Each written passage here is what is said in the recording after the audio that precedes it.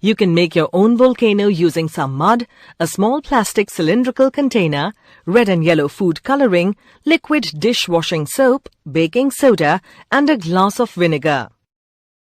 Make a volcanic mountain out of mud. Make sure you have left the center hollow to fit your plastic container. Insert the plastic container on the hollow center of the volcano at the top. Add 2 spoonsful of baking soda.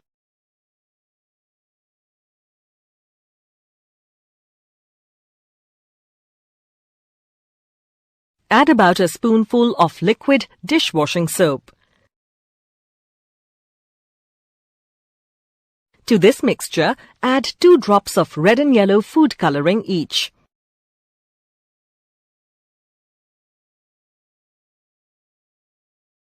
Carefully pour some vinegar into the container.